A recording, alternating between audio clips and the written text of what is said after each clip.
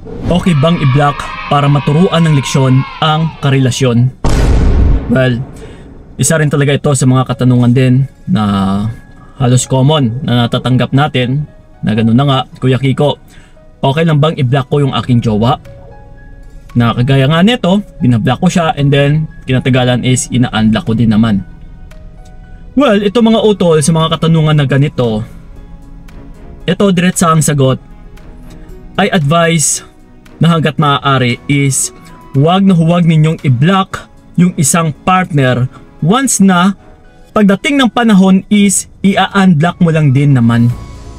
Okay, the question is bakit? Kasi once na palagi mo itong ginagawa, binablock and then kinatagalan is ina-unblock mo lang din naman, ay magbibigay lang po ito ng validation na dito ka makikilala lalo ng partner mo. Na someday, yung pagbablock mo sa kanya ay mawawala na po ito ng bisa. Mawawala na kumbaga ng bigat. Na hindi na talaga ito tatalab din sa partner mo.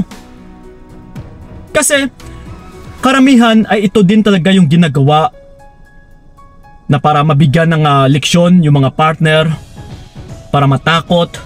That's why binablock nila. Kasi isa ito sa gawain na pananakot din talaga para mabigyan din ng konting kirot or takot yung mga partner ninyo na maturuan ng leksyon, na kunwari is kaya mo ring mabuhay kahit mawala siya.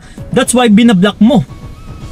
Pero again mga utol, once na paulit-ulit po kasi na binablock and then unblock, ay mababasa po ito ng partner mo. Na kung sa dati is palagi mo siyang binablock, and then once na malalaman ng partner mo na darating pa rin yung panahon na i-unblock mo siya, then talagang mawawala na po ito ng bisa. Na kahit ibablock mo pa siya ay hindi na siya matatakot sa'yo. Kasi alam niya, dahil pagdating pa rin ng araw ay i-unblock mo din naman siya. So ganun po yun. Na once na ina-unblock mo rin kasi yung isang tao, ay nagpapakita lang din ito ng weaknesses mo, utol. Yes, na pinapakita mo lang din na kahit binablock mo siya, na gusto mo siyang turuan ng leksyon, na gusto mo siyang takutin, is mas lalo pang hindi matatakot yung partner mo sa'yo. Alam mo kung bakit? Doon pa lang kasi sa action na pang-a-unblock mo sa kanya, ay pinapakita mo na hindi mo rin pala siya kayang matiis. So instead na takot yung maibibigay mo, is mas lalo siyang makakampante. So if I were you, utol, kung gusto mo talagang i-block yung isang tao, ay tuluyan mo po. Ang pagbablock is kailangan may paninindigan. Ibig sabihin is gawin mo lang po ito once na ayaw mo na talaga sa tao. Hindi yung hanggang pananakot lang, hindi yung hanggang panturuan lang siya ng leksyon. Kasi hindi rin talaga matututo or hindi po matatakot yung partner mo sa pamamaraan na ito. Na instead takot po yung maibigay natin, ay mas lalo lang po yan tatapang. Mas lalo lang po yan magmamatigas. Kasi pinakita mo lang din naman na hindi mo pala kaya once na in-unblock mo siya. So ganun po yun.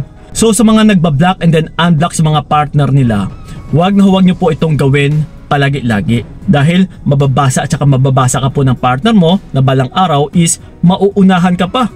Na yung pag-unblock mo sa kanya and then mag-friend request ka is hindi ka na pala i-accept. So ngayon, instead na siya itong mabigyan natin ng takot, ikaw na ngayon itong matatakot. Yes. So if I were you, utol, next time, huwag mong gawin yung pagbablock kung gusto mo lang siyang takutin. Yes, kasi yung pagbablock ay gawain or ginagamit lang po ito kapag ayaw mo na sa isang tao. Ibig sabihin, kapag blinak mo na po yung isang tao, ay panindigan mo na hindi mo na kailangan i-unblock pa. Okay? So yun po mga utol, sana'y nakatulong yung video na ito, and then yes, for sure, makakatulong po ito once na ginawa nyo po yung gawain na ito. Ha? So yun po, maraming salamat talaga. So ingat kayo. God bless and babush! Sana hindi na lang ikaw ang aking ginusto.